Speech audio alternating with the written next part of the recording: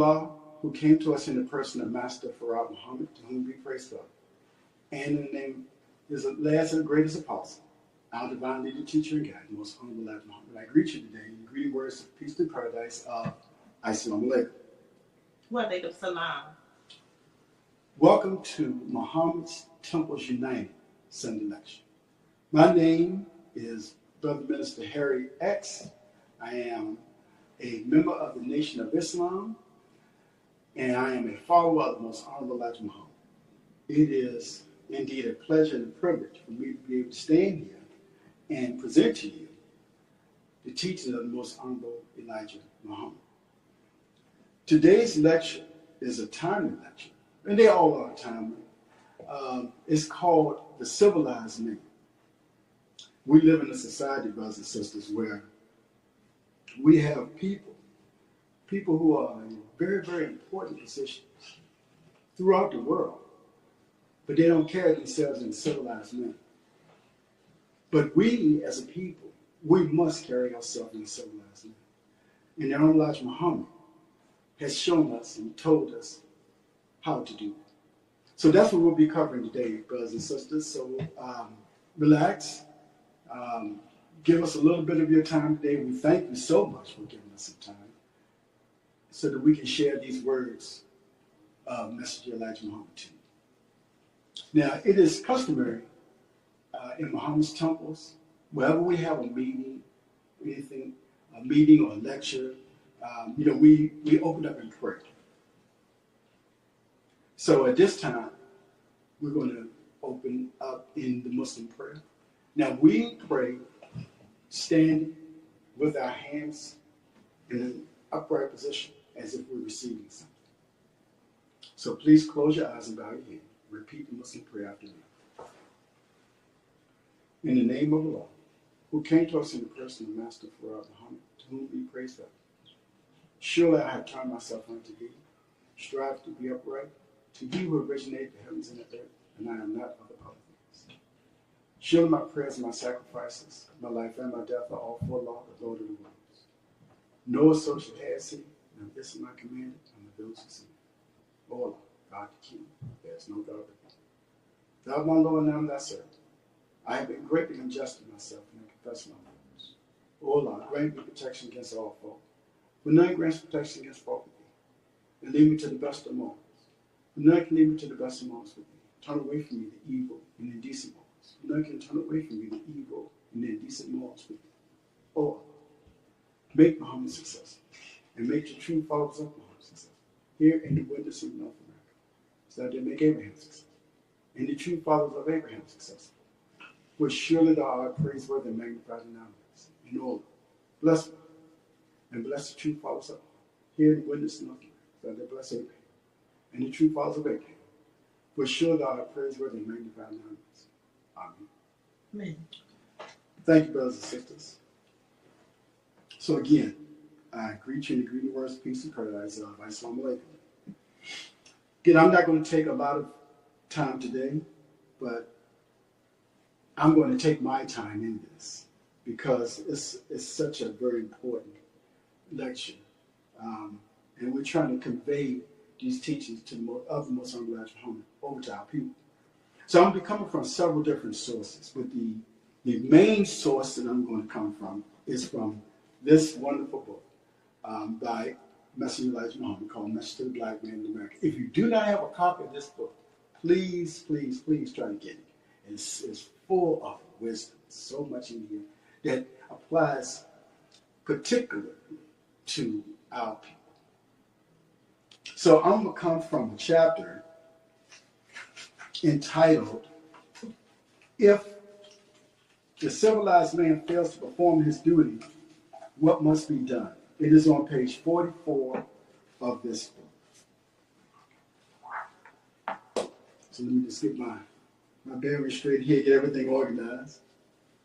All right, so the first sentence says, the duty of the civilized man is to teach civilization to the uncivilized, the arts and sciences of civilized people and countries of advanced civilization. Now, that's a big statement. it's the duty of those of us who are civilized to teach civilization to those who are not civilized.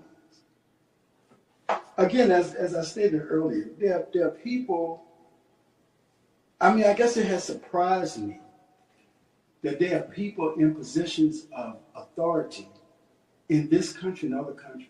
And when I say people who are in positions of authority, I mean people who have high ranking, the highest ranking of government officials and CEOs of corporations, people who you would think would be civilized, who you would think would have a certain level of decorum, and they don't. And it's impacting so much more of society.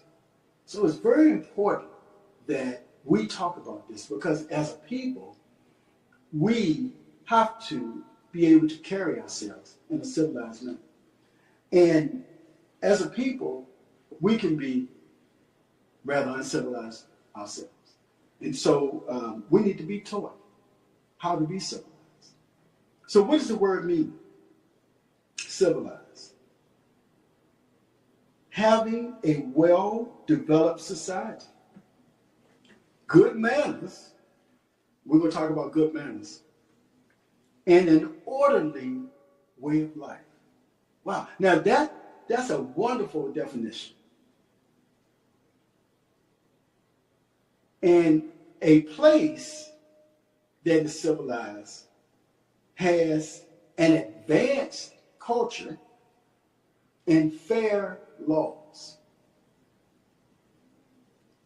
With that definition alone, and you just ponder over it and think about your life in particular, but think about the environment in which we all live in, generally speaking. Do we have that? Having a well-developed society. This society is well-developed in some things, but is the society that you are making for yourself and for your family and for our people, is it well-developed? Good manners. Whatever happened to good manners? And an orderly way of life. Not a chaotic way of life, but an orderly way of life. This is civilization. We talk a lot about, I hear a lot of people talking about the civilizations that we came from as a people prior to being stolen and brought over here. That's what they had. Developed society, well-developed society, good manners, and an orderly way of life. They had an advanced culture and fair laws. That's what we don't have here, brothers and sisters. And that's what we need to have. Another word in here, it said the arts and sciences. So it's our duty to teach the arts and sciences. Sciences, most people, and even myself, when you think of science, you think of biology, you think of chemistry, you think of physics, and all of those are sciences. But science can be anything that is within a system. Science is a systematized knowledge as an object of study. So I sometimes watch my wife cook, because I don't cook. I do everything else, but I don't cook. I could cook a little bit, but don't tell her that, because then next thing you know I'm cooking. So she's a great cook, so that's why I don't cook. But sometimes I watch her cooking, and I say, well, how much do you know? How do you know how much salt to put in this, or how much? And she's been doing it for a long time, but she has a system down. And she'll say, cooking is a science. It is a science. Cooking is a science. So we have to teach the arts and sciences of civilized people in countries of advanced civilization. So we have to teach everything. And we have to use a systemized way of doing it.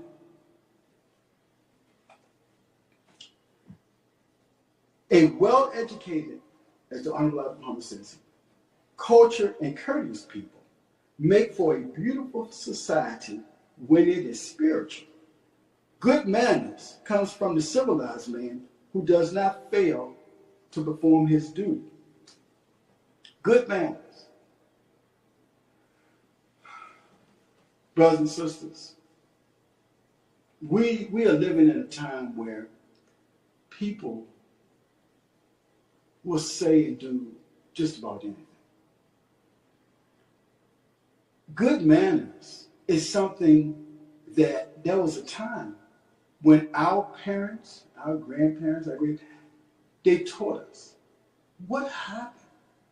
Why don't we have good manners now? From the tops of so-called civilized society all the way down. We're living in a time where good manners is thrown out the window. We don't have it at all. What happened? What happened to it? Why don't we have that? Know why? It's because we live in a devilish society. We live in an evil society. The master says here, he says, there are several civilizations. We have a wicked one and a righteous one. I'm going to give it to you from what he said. It is a righteous civilization that is in the workings now. We all have been well trained into the wicked civilization. Now we must be trained into the knowledge of the righteous one. See, we don't have to spend a lot of time talking about the wickedness. We know that. We're well trained in that. But what we need to spend time on, what I want you to ponder today, brothers and sisters, is about the right civilization and leading and putting yourself in a righteous way of life. We must have a righteous, trained, civilized man who will not fail to perform his duty to us in guiding and teaching us. See, Elijah Muhammad was that man, and he did not fail to perform his duty in guiding and teaching us in the right civilization. He says here, the slave masters freed their slaves. I'm sorry, I apologize, I'll go back. He said, however, if the slave masters free their slaves, not in words but in deeds, the slave masters should provide the one slaves with the right civilization and with everything necessary for them to start an independent life as their slave masters had. So when we were given our so-called freedom, were we rightly civilized? Did we get all of the things that a free people needs to have in order to be able to build a great civilization for themselves? When we were given our so-called freedom, we weren't given any land. We weren't given any education. As a matter of fact, up until that time, it was against the law to teach us how to read and write. Right. We're not given any homes, no shelter. We only had skills that we used for the slave master, but we didn't have any other type of skills. We wasn't given any medical attention at all. And I'm going to tell you something. There was this sister, I forget her name. She's a doctor. And she said something that I had never thought about. She said, when we were given our freedom, we were not given any type of counseling. No psychological counseling. We had just gone through over 300 years of chattel, servitude, slavery. And we weren't given anything. Nothing at all. But, we are a very resilient people. And though at that time, we didn't have education, from the time of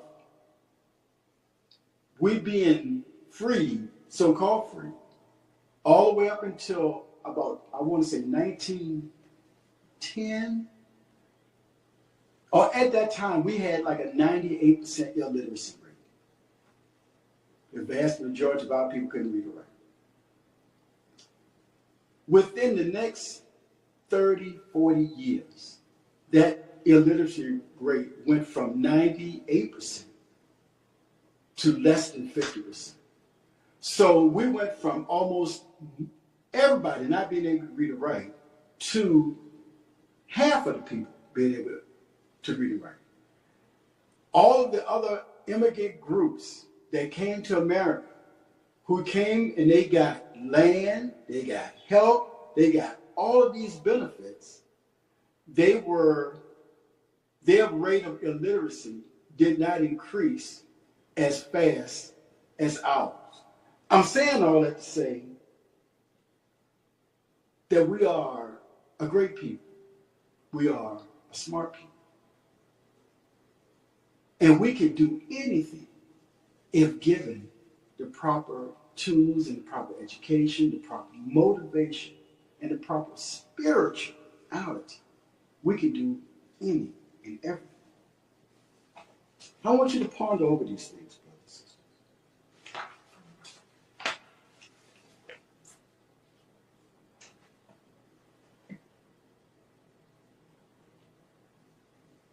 Elijah Muhammad goes on to say here in this chapter,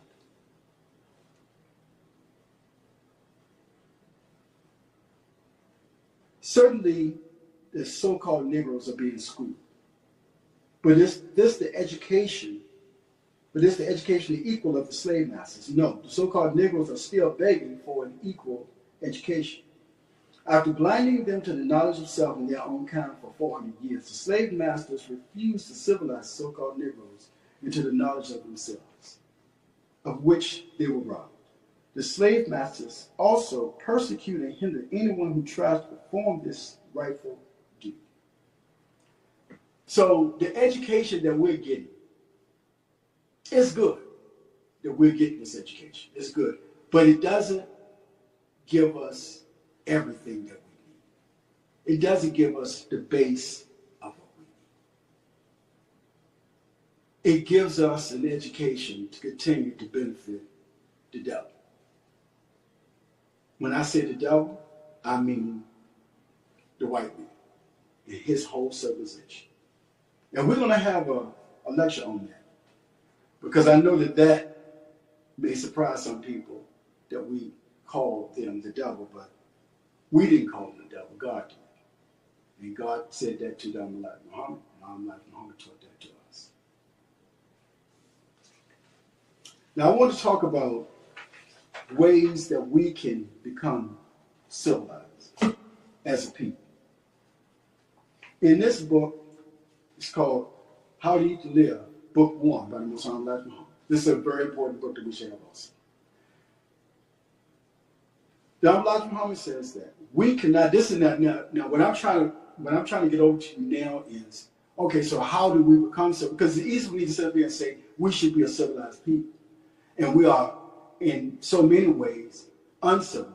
We lead and live an uncivilized life. So how do we get there?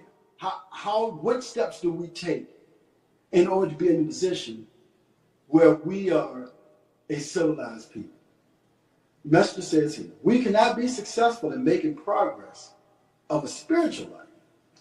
So that spiritual life and that civilization, that civilized life, they're very closely connected. Unless we have the guidance for the physical life. This guidance comes to us through laws, rules, regulations of our physical life. So we have to have laws and rules and regulations that we abide by in order to be able to have a spiritual life.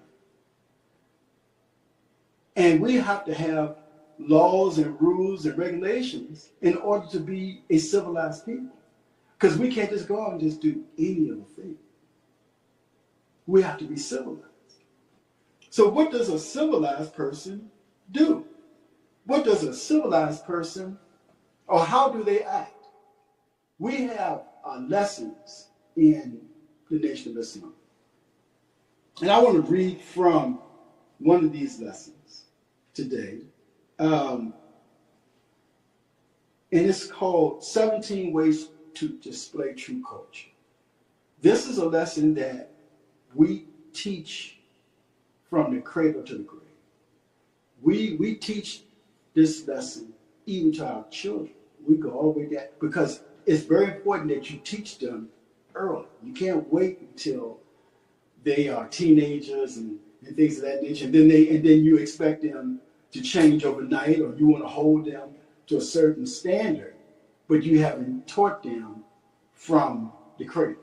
So we have to teach our children from an early age. I don't say that it's too late to teach your children if you have not, but it's better to teach them when they're very, very young, during their formative years. So the first one, it says, be patient in matters where others are involved. We have to be very patient. We can be a very impatient people. Remember the times when you that know now knew not then. So what does that mean? That means that a lot of people, they gain knowledge, but they'll forget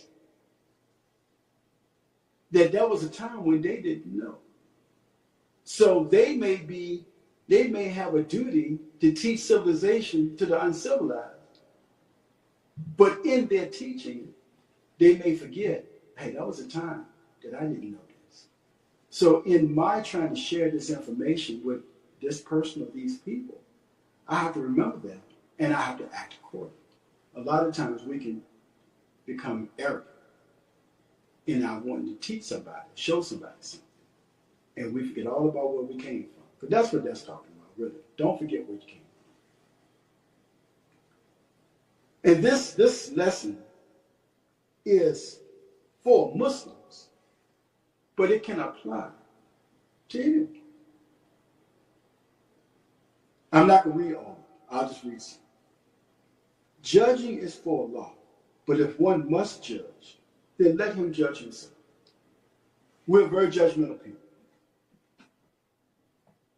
We focus in a lot of times on each other's mistakes, big or small.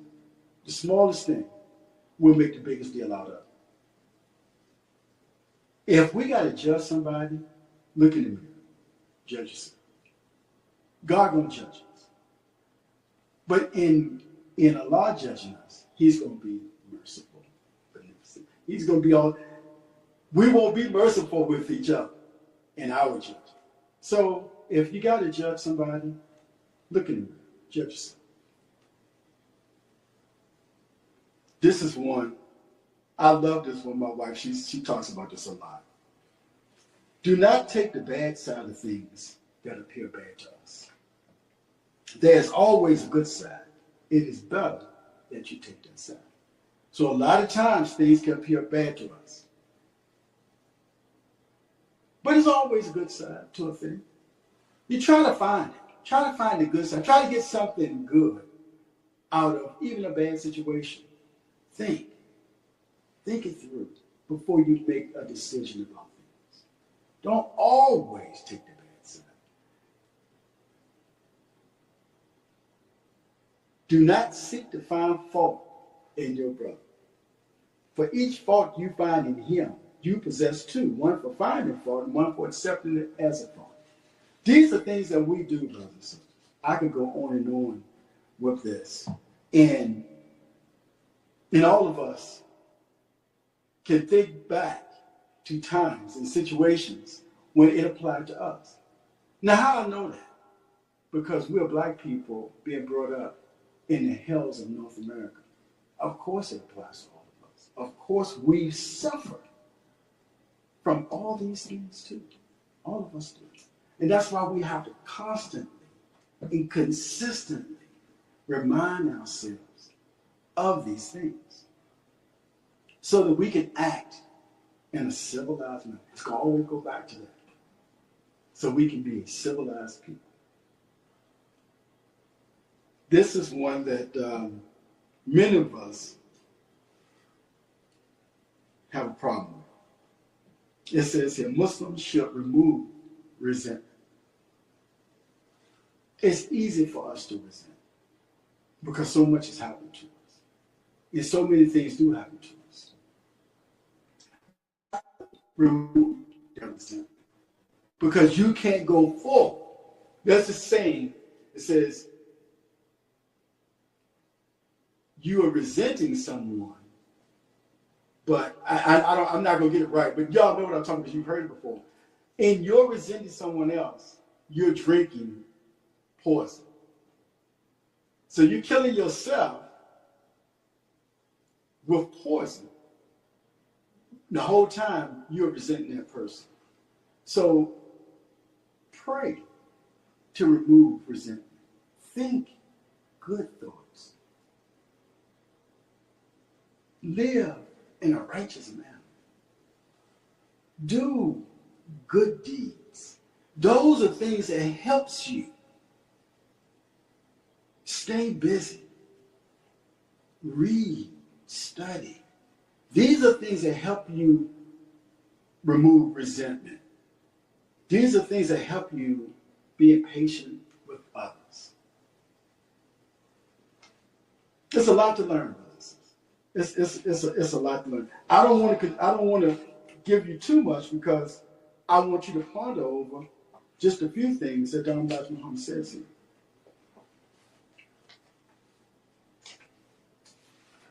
I'm going to go back to this chapter.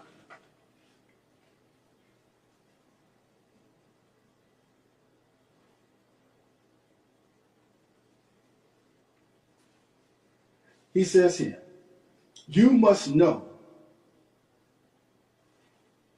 that you have not been rightly civilized.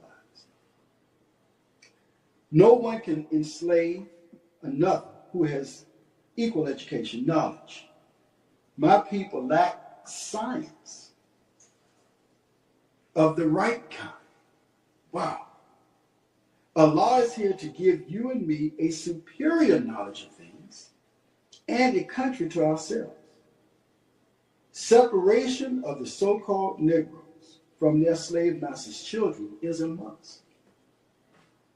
It is the only solution to our problem. It was the only solution, according to the Bible, for Israel and the Egyptians, and it will prove to be the only solution for America and her slaves, whom she mockingly calls her citizens without granting citizenship. We must keep this in our minds at all times. We are actually being mocked. So when they call us citizens, they're actually making fun of us. They're actually mocking us. Because if we were citizens, we wouldn't have to have a Civil Rights Act. If we were citizens, we would not have to have a Voting Rights Act. If we were citizens, we would not have to have affirmative action. All of these, we wouldn't have to have these things.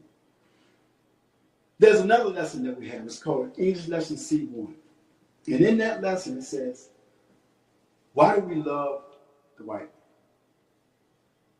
Because he gives us nothing. So, and that seems like it goes against each other.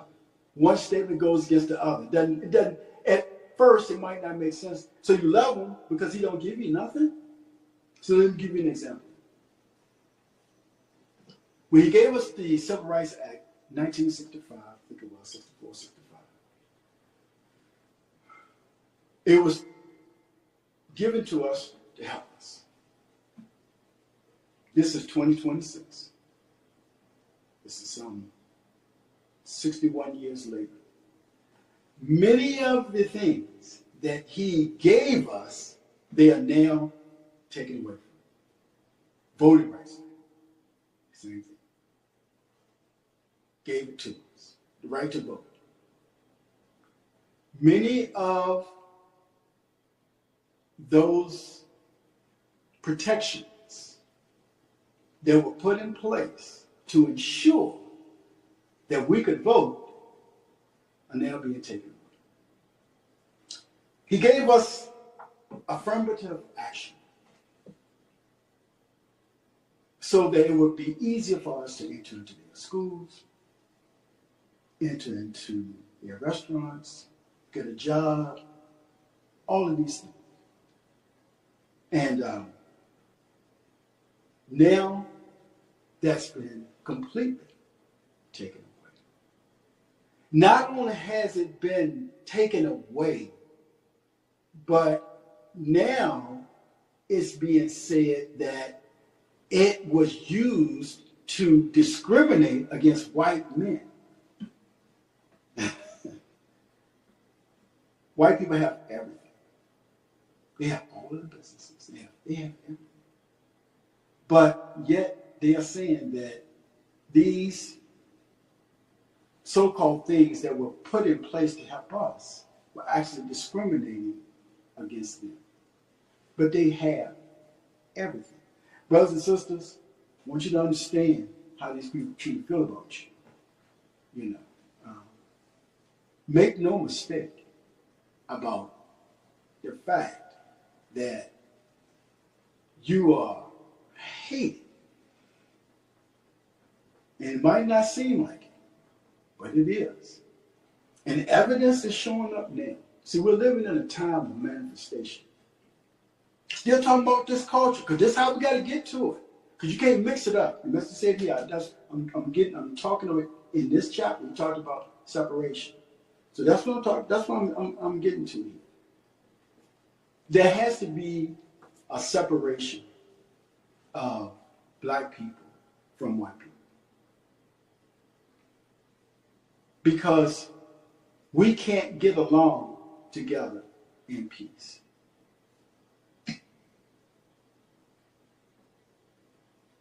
Many of our young brothers and sisters are being threatened, killed. We're now hearing more and more about people being hung. It used to be that when they hung our brothers in the past, it was because they looked at some white girl, or they raped some white woman, or this and that. That's the excuse that they used back then to justify hanging out our people. What excuse are they using today? Today in these hangings, they are saying that these young brothers and sisters are hanging themselves, that they're committing suicide. Yet there is no evidence of them ever being down or depressed or suicidal. So it's an excuse that they're using to kill our people right in front of our face. There are black people who go missing every day, all the time. Brothers and sisters, we have to separate ourselves from this civilization that has not rightly civilized us. We must gain a love of self and kind in order to be able to live in peace with one another. Because they've taught us to hate self and hate each other. I'm not saying that we should go out and hate anybody. Elijah Muhammad didn't teach hate. He taught truth. So I'm saying that we need to go and study and get the truth of who God is, of who the devil is, and of who you are. We need that truth, brothers. It's a journey. But we have to come together in this. This is a part of my duty as a civilized man, to teach civilization to the uncivilized, the arts and sciences of civilized nations and of advanced civilizations. Allah Muhammad said, a well-educated, courteous.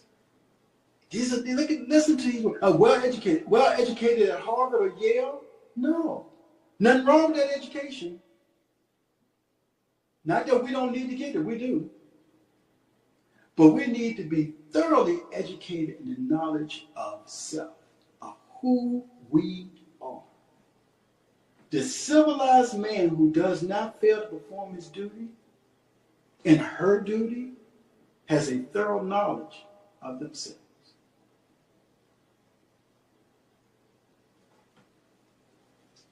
A civilized person handles themselves in a particular way, even when things don't go their way, even when there's adversity. And there's going to be adversity. You know, actually, adversity is prescribed for us. Hard trials, period. In our holy book, the Holy Quran, it talks about these very things. Now we have a paper. It's called Muhammad Speaks Now. Beautiful paper, right? And in this latest edition, one of our contributing writers wrote the proper attitude of a Muslim follower of the Honorable Muhammad when facing obstacles and adversity. See, everything is not going to always be easy. Everything is not going to always fall in place at the time that you want it to. There are going to be times when you're going to have some adversity, when you're going to have some obstacles. See, as an FOI, we meet and overcome all obstacles in our path because we have a duty. And that duty is to bring our people to the teachings of the Most High. But in doing so, we run into many obstacles. So we have to act a certain way. And I want to share something with this brother group. This brother name is Shah Izan. It's a proper attitude. Having the ability to maintain a proper attitude towards facing challenges is rooted in strong faith. When obstacles and adversity come up, we should follow the example of the messenger, the Honorable Elijah Muhammad. He was tried severely, yet remained steadfast in his word. During times of trial, you should continue to work cheerfully, smile, and keep your faith in Allah. Stand firm and hold fast to the handle of Islam. I think he got it. I couldn't have said it. Nobody could have said it any better than that. I thank the brother for putting that in our wonderful paper. Brothers and sisters, we have a lot to do. We have a lot to do. You can do whatever it is that you want to do. There's so much that we have to overcome as a people. But if we work hard and if we stay on the proper course, we can do it. We can do whatever we need to do in order to lift our people. You know, I have 2 sons that are getting married soon. All praise due to Allah. 2 FOI, who was getting ready to marry 2 MGT. Now, the way that we eat and the way that we live our lives, you will find that Muslims have a lot of children. Now, unless there's some medical issues going on, I expect my sons to have a lot of children. My sons and my future daughter-in-laws. My wife and I, we have 6 children. And I have our oldest daughter, she has 5 children. So I don't expect any different. I got 5 years to make sure that when it's time for their children to go to school, that there is a school that is ready to receive them. One that is rooted in the teachings of the Most High Muhammad and the nation of Islam. Not the Dulles Public School, but our own school. How am I going to do that? How are we going to do that? Don't have a plan all laid out yet. But I know it's got to be done. And I know it can be done. And I know it will be done. Because I know that we can do whatever it is that we put our minds to. Will we need help? Certainly. We certainly will. We will seek it too. But it's going to take our faith, our money, our know-how, our will to win. It's going to take all of that in order for us to provide what is necessary for those children to come. They have not come yet. But we have to plan for the future now. And it will be a way to teach our children to be civilized people from infants. And this is how you build societies. You teach the young. So, brothers and sisters, I'm not going to go any further. I pray that I have given you some things to ponder. Act well. Love yourself and your kind. Do not allow somebody else's foolishness and unrighteousness impact you in a way where you act like them. Be better than that. There's a lot more to teach on this subject of civilization, being a civilized individual. I want to read this definition again. Having a well-developed society,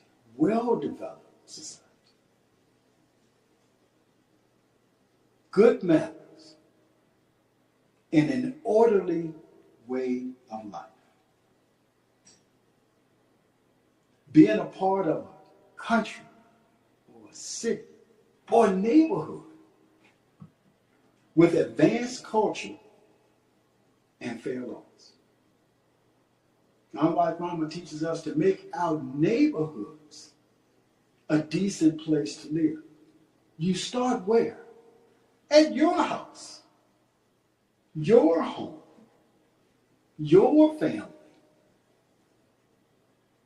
And you set an example for others to follow. The duty of a civilized man is to teach civilization to the uncivilized. Brothers and sisters, I want to leave you with this.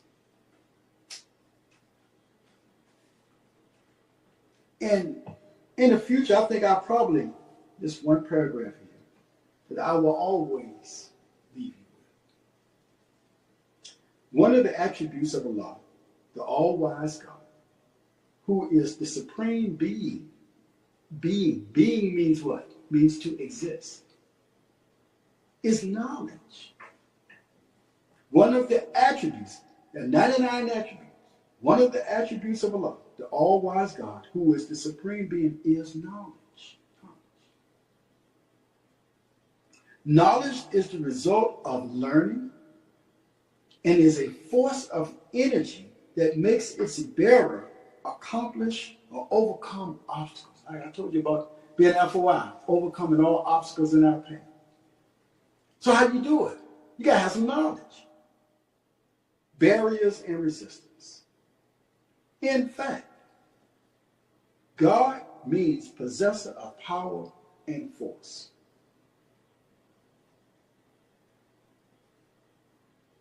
I'm going to pause right there. I want to say something. There was a time when I had to be reminded of truly who I was.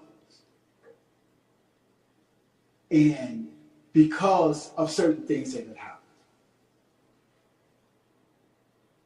And Elijah Muhammad said, he said, every time I look at a black man, I'm looking at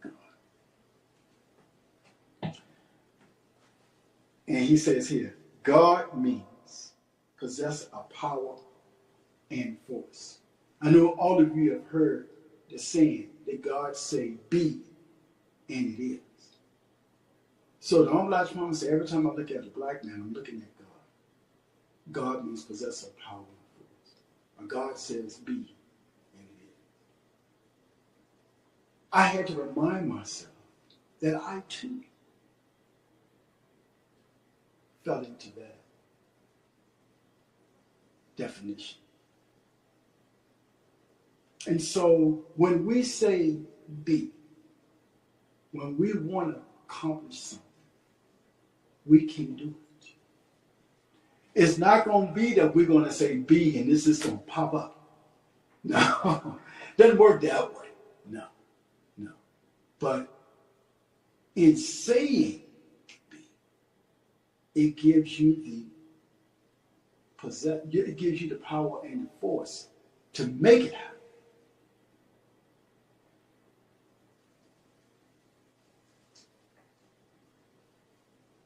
The education my people need is that knowledge, the attribute of God, which creates power to accomplish and make progress in the good things or righteous things.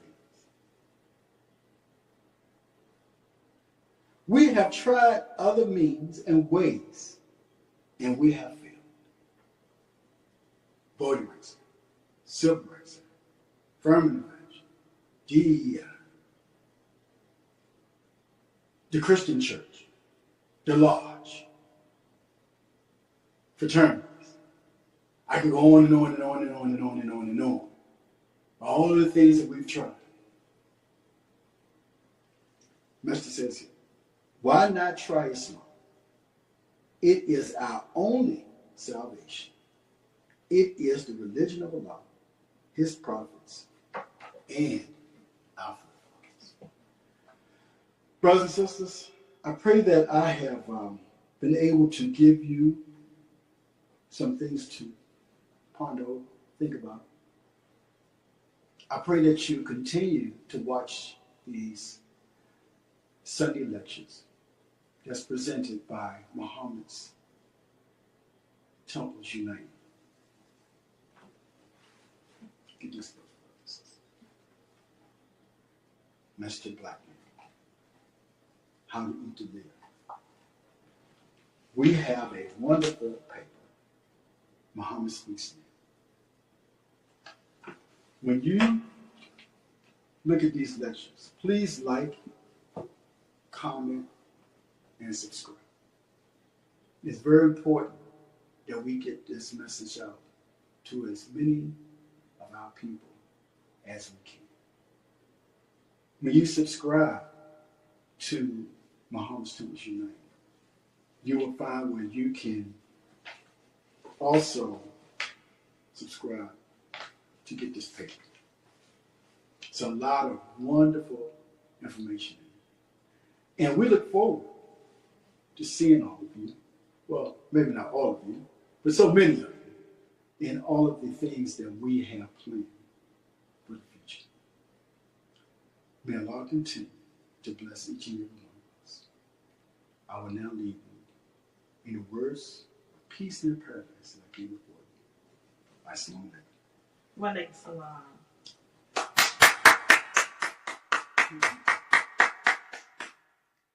I have an audience of one.